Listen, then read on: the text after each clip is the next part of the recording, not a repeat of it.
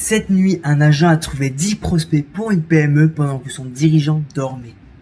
Je te montre le système tout de suite. 4 choses dans cette vidéo. 1. Pourquoi si peu de PME automatisent aujourd'hui en France? 2. L'anatomie exacte de cet agent, comment il pense. 3. Ce qu'il ne fait pas, les limites, et soyons honnêtes. Et 4. Comment te positionner avant que l'écart ne se creuse trop. Ce que j'ai remarqué, c'est que l'étape numéro 3, personne ne la montre et moi je vais te la montrer dans cette vidéo. Alors reste bien jusqu'à la fin. Ça, c'est cette nuit-là, exactement. L'agent qui tourne tout seul sur un petit serveur. Aucune main humaine entre minuit et 6 heures du matin. Il a scanné des sources publiques, il a visité des sites internet, il a gardé les bonnes entreprises, écarté les autres. Et il a déposé 10 fiches prêtes avec un message personnalisé pour chacune. Voilà ce qu'on décortique aujourd'hui. L'intérieur de la machine. Je suis Liam, CTO et cofondateur de Livia. On aide les PME françaises à intégrer l'IA, on a des agents comme celui-là et la visibilité sur Google et les moteurs IA. Cet agent, on ne l'a pas acheté. On l'a construit nous-mêmes en interne. C'est notre propre prospection qui tourne dessus tous les jours depuis des semaines. Et notre autre chiffre maison, c'est celui de la visibilité IA. 94,8% des PME françaises ne sont jamais cités quand l'IA répond. Ça, c'est le sujet d'une autre vidéo. Aujourd'hui, on parle d'automatisation. Si vous voulez voir la vidéo, elle se trouve juste ici. Chapitre 1, parlons chiffres un instant. Mesurer, mais pas fantasmer. Le baromètre France NUM 2025 vient interroger 11 000 entreprises françaises. Sur celles qui utilisent déjà l'IA, l'écrasante majorité s'en sert pour générer du texte, une image ou même chercher une info. Et seulement 5% s'en servent pour automatiser une tâche. Même chez les PME qui ont déjà sauté le pas, ce n'est pas un problème de volonté. C'est un problème de méthode. Personne ne montre comment on construit ça.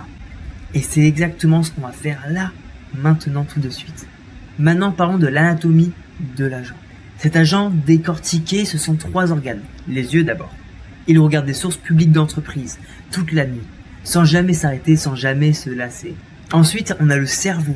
Chaque entreprise trouvée, il la lit vraiment.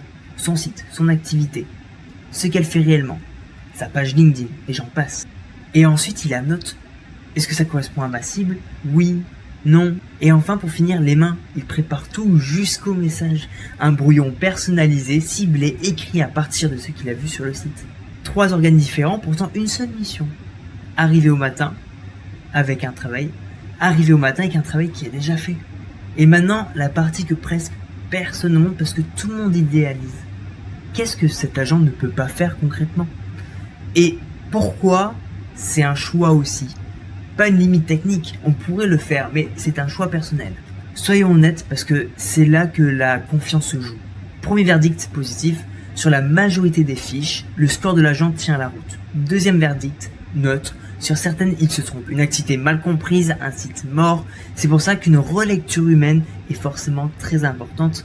Ça prend 5 minutes, pas 20 heures. Et troisième verdict, celui qu'on assume complètement.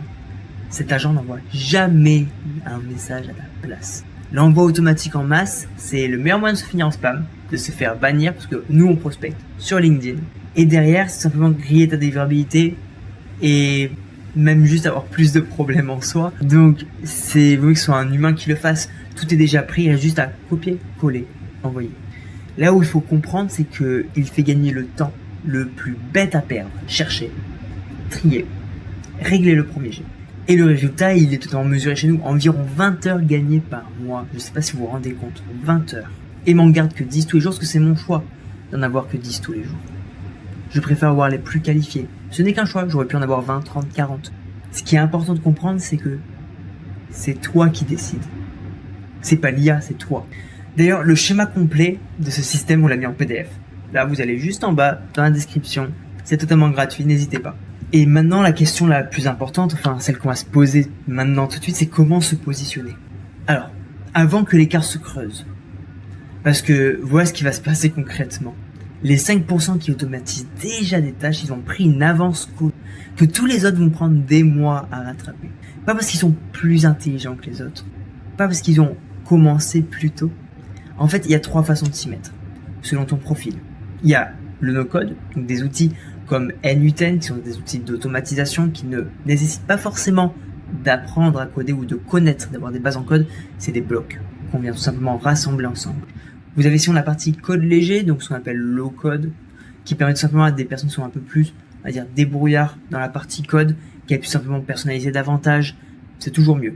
Et ensuite, vous avez vraiment la partie full code, qui est tout simplement une manière de faire avec du coup forcément du code, donc il faut avoir une base technique, mais derrière, c'est ce que nous on met en place pour notre agent autonome. Cependant, il y a 2 pièges à totalement éviter.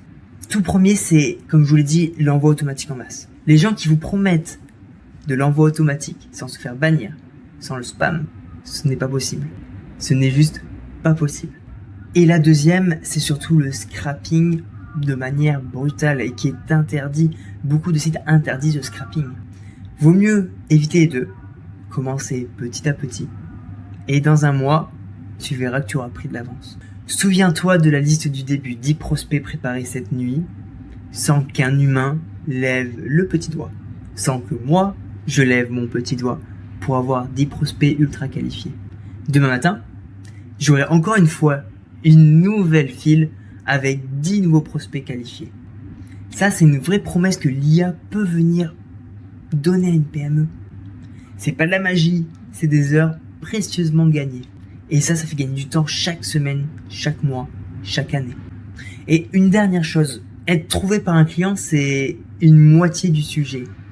Être cité par l'IA quand ce client lui pose la bonne question, c'en est une autre.